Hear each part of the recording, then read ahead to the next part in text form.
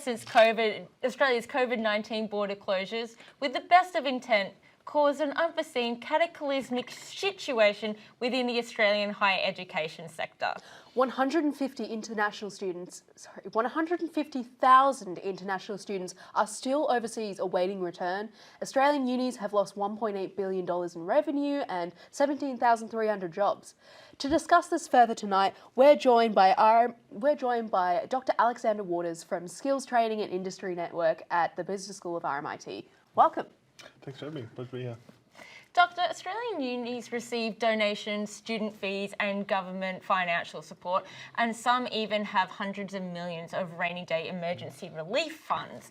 So were the 17,300 job cuts avoidable? Absolutely, they're avoidable. So I'd start by pointing out the fact that RMIT University has an annual revenue of $1.5 billion. The Group of 8 university network has what's called cash reserves and significant borrowing power in excess of $12 billion.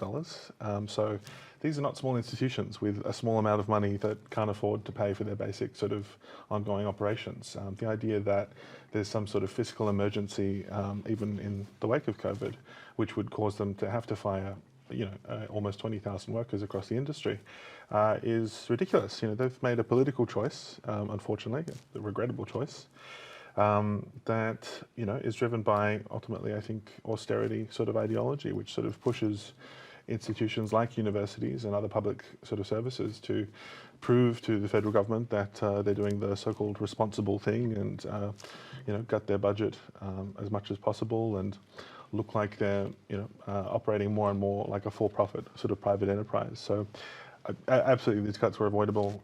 There's a great deal of evidence to suggest that they could have made different choices. We have to remember austerity is always a political choice. It's not.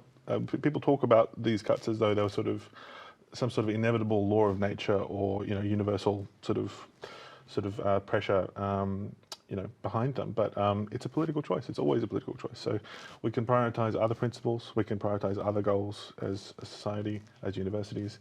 Or we can, continue cutting back. I mean, hopefully the tide will turn and people will start resisting that, but that's really up to students and workers to actually organise. And already, just 1 in 3 staff at university before the pandemic were permanently employed. Alex, what does the Uberization of our unis, what effect does that have on the workforce? Yeah, so that statistic is really important to emphasise, I think. So 2 out of 3 of all the teaching staff at our universities in Australia, including RMIT, are casual workers. So these are people who have no long-term job security at all, who are not paid sick leave or maternity leave or overtime or any other of the benefits that workers are really entitled to in this country that we're sort of accustomed to. The Uberization of work really refers to a long-term sort of pattern of casualisation. Uberization is just the latest sort of aspect of this, where gig economy firms like Uber, who don't sort of officially acknowledge they hire workers, they treat them as so-called private contractors or third-party contractors legally, in order to effectively avoid paying them any of those sort of obligations that workers are entitled to. So say if you're a worker for a food delivery app or a rideshare app and you get injured while working for one of these employers, you're not entitled to compensation as any worker would be, in any sort of traditional sort of employment. So is this partly to do with new social class that is emerged, precariat? What is that? Yeah. So the precariat is sort of a new sort of social layer that's really emerged,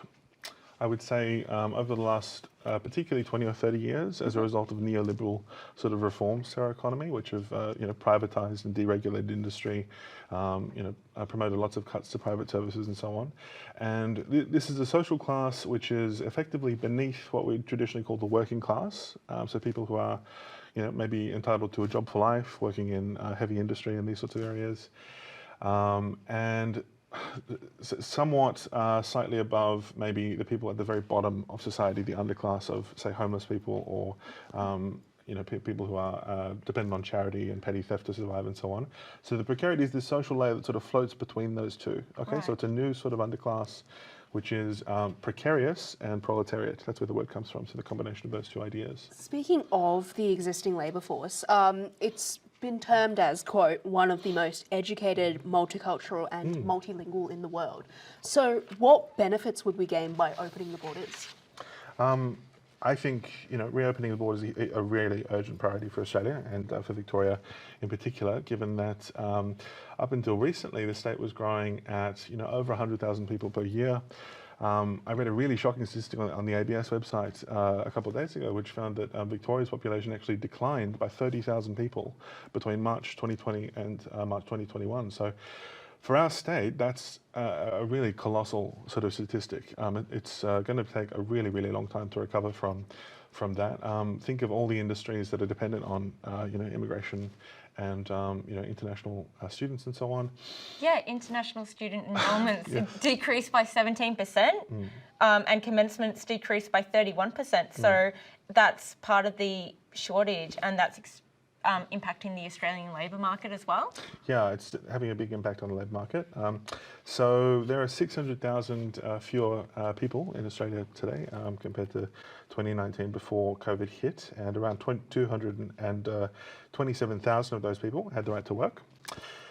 So the hospitality sector and the agriculture sector would be the two big ones that I would say have been really severely and acutely impacted. So there was a quote the other day from the CEO of the industry Association for Restaurants and Catering in Australia, which highlighted there are 100,000 unfulfilled positions across the hospitality industry in Australia right now, 100,000. In the agricultural sector, there were something like 140,000 people across several programs, which I'll just highlight for you. The seasonal worker program, the worker holiday maker program, backpackers, and the local labour force. Now together, those workers made up 140,000 people working in agriculture, picking fruit and vegetables and so on in their farms across Australia. Today, as a result of COVID, it's something like 73,000 people. Oh, wow. So it's almost half as few workers. So there's a real crisis in terms of attracting workers to the farms in Australia. One of the reasons for that, I think, is the workers who were predominantly, migrant workers. They're predominantly international students, Yes, as you'd say, yeah. in And these categories. if international students continue to face closed borders, there'd also be a lot of effects for unis as well, wouldn't there? Yeah, so certainly. There'll be very severe consequences. So some projections are stating that it'll take until 2025 to 2028 for Victorian universities to recover to where they peaked in 2019. In terms of their fiscal position. So this year, the year before COVID started, we made $13.7 billion as a state from international education, which is one of our primary exports as a state. And that's a figure that's dropped 41% since then. So that's a colossal sort of disaster, really. As we know, international student fees are double or triple what domestic students pay. And they pay those fees up front rather than years after graduating. So you can imagine the impact it's going to have on university budgets in the very short term. And some universities are going to be talking about fiscal consolidation and maybe shutting down some campuses, maybe looking at amalgamating universities. It's a really life and death sort of situation for our sector. And it's such a shame because, in all seriousness, international students are really genuinely suffering. Yeah, financially by losing their jobs, having to pay for storage, double rent or breaking lease fees. And psychologically communicating a sense of abandonment by the Australian community and other negative mental health impacts. Some have tweeted disinterest in being fed sweeteners, aka Scully Pops, by Australian leadership. And some have started petitions and called on assistance from the UN as well. Alexander, where are we in terms of reopening borders and getting international students back onto campus? So the federal government in their budget of this year pointed to mid-2022 in terms of a timeline for beginning to reopen the borders to international students and migrants. The Victorian state budget was slightly more optimistic, talking about the beginning of 2022. I mean, who can say in the short term, but I think a lot of this is really contingent upon how much we can ramp up the vaccine sort of rollout, which has been, as we know, pretty disastrous so far. well behind schedule. I would expect maybe by the end of 2021 we could have vaccinated, say, 80% of Australians if that sort of planned escalation of the Pfizer vaccine in particular can be brought forward. I think, realistically, it may take longer. It may take until 2023, 2024 until we have similar numbers of international students back in the country.